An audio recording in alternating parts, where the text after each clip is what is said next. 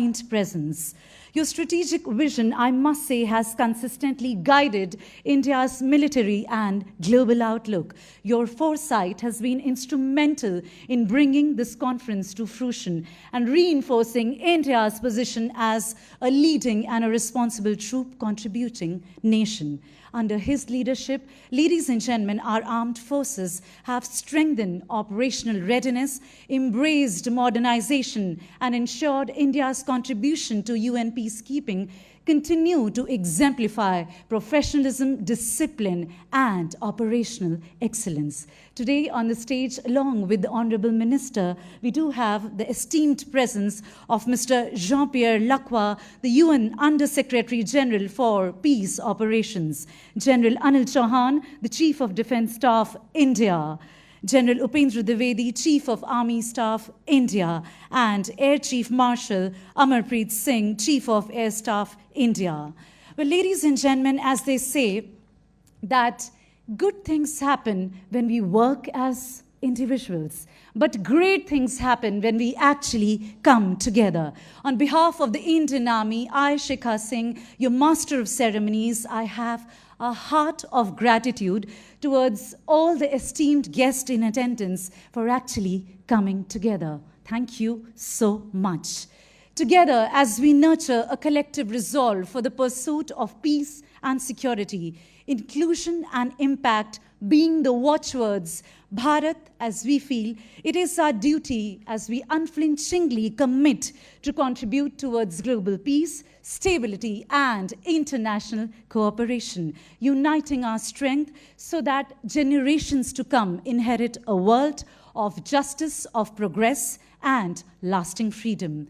At this historic multilateral forum, meant to forge bilateral, multilateral ties, thereby fostering military-to-military relations, India's commitment to UN peacekeeping is mirrored both in the scale and quality of our contributions, ably driven and steered by the country's senior-most leadership. Hence, for the keynote address, ladies and gentlemen, we are indeed privileged to have the one under whose guidance our peacekeepers are indeed equipped to meet the challenges of the world's dynamic conflict zones. May I now take the distinct and the humble pleasure to invite on the dais our dynamic and charismatic leader, Honorable Defence Minister of India, Shri Rajnath Singh ji. Honorable Minister, request you to please address the august gathering. Honorable Minister.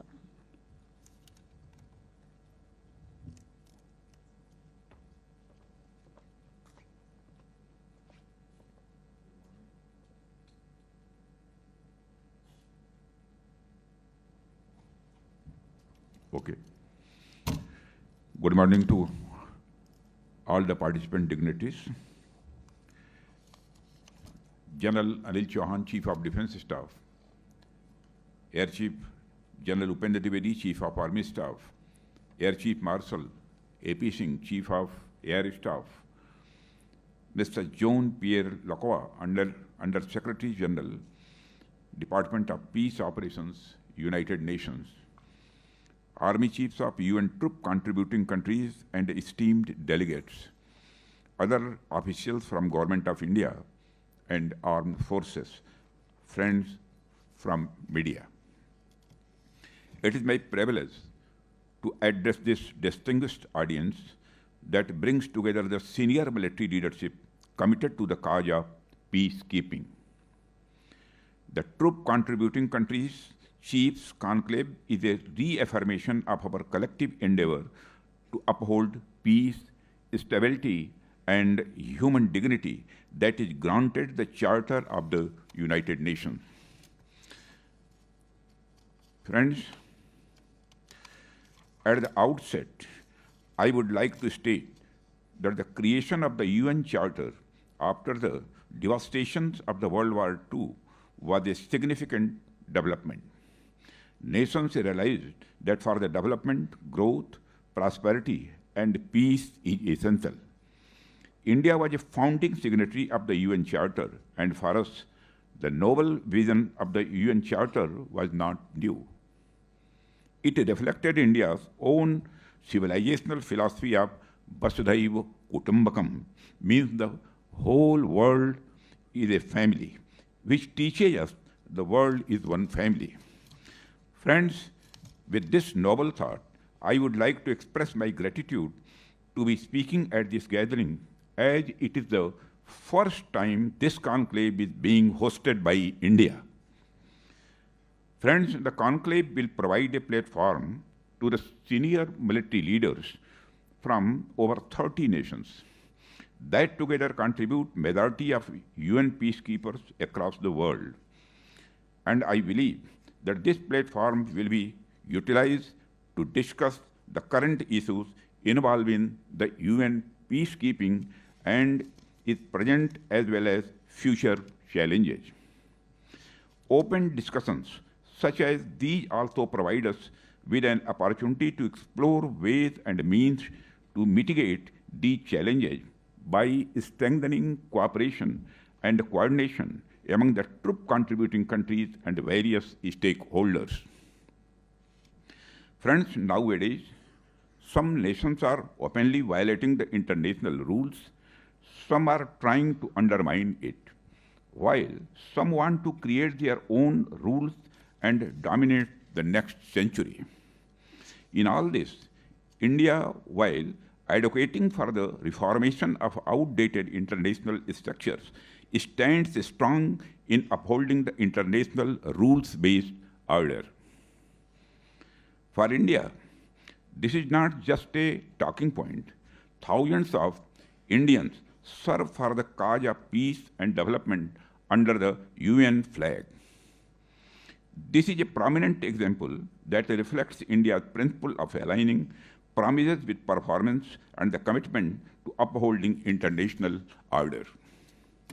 Friends, for India, peacekeeping has never been an act of choice, but an article of faith.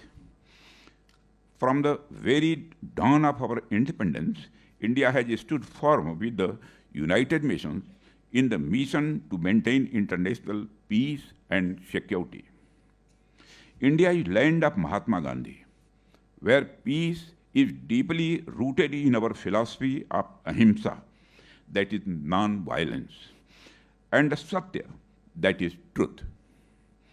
For Mahatma Gandhi, peace was not merely the absence of war, but a positive state of justice, harmony, and moral strength. Friends, I firmly believe that all troop contributing countries also share our thinking and commitment. We all know that the peacekeeping is more than a military mission, it is a shared responsibility. It reminds us that above conflicts and violence, there is a humanity that needs to be upheld.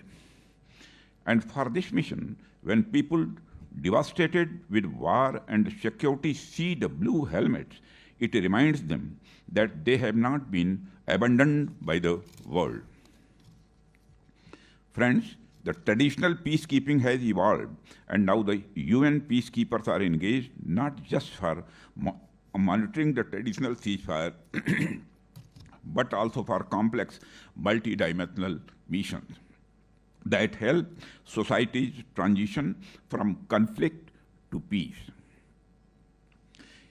In essence, the evolutionary process of peacekeeping now includes nation building as an important milestone. Through triumphs and trials, the endeavor has demonstrated the enduring value of collective action for global peace. Over the decade, nearly 290,000 Indian personnel have served in more than 50 UN peacekeeping missions, earning global respect for professionalism, courage, and compassion. From the Congo and Korea to South Sudan and Lebanon, our soldiers, police, and medical professionals have stood shoulder to shoulder with the international community to protect the vulnerable and rebuild societies. Whether it is building roads, that reconnect isolated communities, running hospitals that treat thousands of civilians, or monitoring young officers from other nations, India's peacekeepers have shown that the peacekeeping is as much about humanity as it is about security. Friends, India piloted a UN General Assembly resolution adopted in June 2023 to establish a memorial wall for fallen peacekeepers at UN headquarters. This initiative, supported by a record 190 co-sponsorship, aims to honor all peacekeepers who have made the supreme sacrifice. Our contribution has not been without sacrifice. More than 180 Indian peacekeepers have laid down their lives under the UN flag. Their courage and selflessness are inscribed in the collective conscience of the humankind. We recall with reverence all the peacekeepers who laid down their lives for upholding peace. Their courage reminds us that the peacekeepers are often called upon to face dangers as grave as those in any battlefield, but with the added burden of operating under complex mandates and strict rules of engagement. Friends, today, peacekeeping faces challenges more complex than ever before. Peacekeepers are deployed in the volatile environments where asymmetric warfare, terrorism, and the fragile political settlements coexist. They often operate amid humanitarian crises, pandemics, or natural disasters, while also confronting this misinformation campaigns that can erode trust and endanger lives. Meeting these challenges demands more than bravery. It requires adaptability, innovation on part of the troop contribution countries, and a comprehensive mission-level approach taking on board relevant political actors, finance contributing countries, and other key players influencing the conflict environment to achieve the mandate. Friends, peacekeeping operations around the world are facing serious challenges. These operations often fall short due to delayed deployment, inadequate resources, and an insufficient mandate to address the root causes of conflicts. Without addressing the economic and social injustices fueling many of these conflicts, peace efforts risk becoming short-term interventions rather than lasting solutions. India's experience has seen firsthand that old models are text. Our approach emphasizes respect for local cultures, values, and traditions, which can be a powerful catalyst for sustainable peace. Friends, we cannot fight today's challenges with outdated multilateral structures. Without comprehensive reforms, the UN faces a crisis of confidence. For today's interconnected world, we need a reformed multilateralism that reflects today's reality, gives voice to all stakeholders, addresses contemporary challenges, and focuses on human welfare. Friends, peacekeeping is a collaborative effort that relies on unity of purpose. It is imperative that the troop contributing countries, the UN Secretariat, host nations, and the regional organizations work in harmony to ensure envisaged outcomes. For the sustainability of peacekeeping operations and the way ahead, I urge all member states, especially those with advanced technological and financial capabilities, to enhance their support, whether through troops, police, logistics, technology, or specialized capacities. Innovations such as secure communications, surveillance systems, and unmanned platforms can make missions safer and more effective. India is a voice of advocacy on seeking a greater role for troop contributing countries in mission mandate formulation. Those who serve in the field and bear the risks must have a meaningful voice in shaping the policy that guide their mission. Friends, India recognizes that the success of peacekeeping depends not only on numbers but on preparedness. Our Center for United Nations Peacekeeping in New Delhi has trained participants from over 90 countries. The center provides immense scenario-based learning, simulating negotiations with armed groups, humanitarian operations under threat, and civilian protection during crisis. India historically has the largest UN peacekeeping contributing country, has the necessary credentials to impart training and developing interoperability between peacekeepers from friendly foreign countries to build the mutual understanding that is essential for mission success. Under Atmanirbhar Bharat, India has developed cost-effective indigenous technologies that strengthen peacekeeping missions of land mobility platforms, secure communications, surveillance systems, UAVs, and medical support solutions. These innovations enhance situational awareness, responsiveness, and safety. During the conclave, you will have the opportunity to witness firsthand many of these platforms and systems that are currently deployed by India in various UN missions.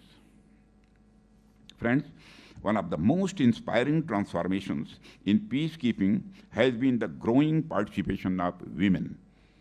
Their presence enhances the mission's effectiveness, builds trust with local populations, and brings empathy into operations that often unfold in deeply human settings.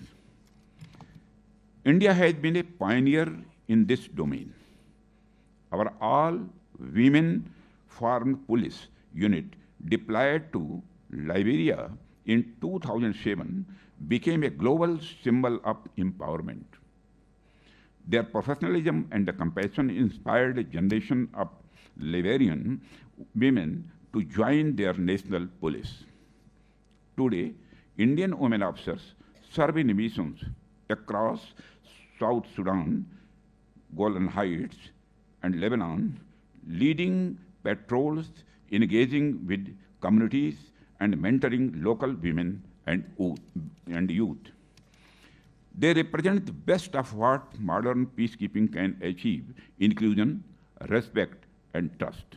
In 2024, an Indian Army women peacekeeper was awarded the United Nations Military Gender Advocate of the Year Award for her exemplary service with the UN peacekeeping mission in the Democratic Republic of Congo. Friends, equally vital are our medical peacekeepers, doctors, nurses, and field medics who work tirelessly in challenging conditions. In UN field hospitals across Africa, Indian medical teams have treated thousands of civilians and the peacekeepers alike. Their service, often under challenging adversities, embodies the finest traditions of the Indian peacekeepers and ethos of the United Nations in the spirit of humanity. Friends, as we look towards the future, I would like to talk about 4 C's. This 4C formula may serve as a guiding principle for the nations that contribute towards the UN peacekeeping. I propose the 4 C's, which are enhanced consultation, cooperation, coordination, and capacity building. We need to implement this formula to ensure effective communications, meaningful engagement, innovation, and capabilities. Friends, this conclave is a timely opportunity to exchange experiences, learn from one another, and collectively strengthen our ability to meet future challenges. I am confident that the discussions here will yield valuable insights and forge stronger partnership in support of global peace. Friends, India remains steadfast in this commitment, and we are ready to contribute troops, share expertise, and support reforms that make peacekeeping more effective and accountable. Through cooperation and technology sharing, we can build missions that are better equipped, more adaptive, and more human. In an interconnected world, peace and prosperity are mutually reinforcing. India's aspiration to become a Vishwaguru, a teacher to the world, is not an assertion of dominance, but a call for collaborative and inclusive progress. We believe that by sharing our heritage of nonviolence and inner peace, we can enrich UN peacekeeping and peace-building operations, fostering a world order where harmony prevails. Let us collectively reimagine peacekeeping to build not only a safer world, but a more compassionate and resilient one of the future generations. Friends, to strengthen our commitment to UN peace efforts, India will continue to increase training and capacity building initiatives in the coming years, supporting local resilience against threats to peace and security. We commend the dedication of all UN peacekeepers and honor those who have made the ultimate sacrifice for a safer world. I would like to thank the Chiefs of Army Staff for steering this initiative and all participating nations for their enduring contribution to peacekeeping. Friends, in conclusion, I will recite a prayer that ancient Indian sages and monks wrote and dreamed for our world. Sarve bhavantu sukhina, sarve santu niramaya, sarve bhadrani pashyantu, ma kasyati dukha bhag bhavet. Om Shanti Shanti Sanskrit.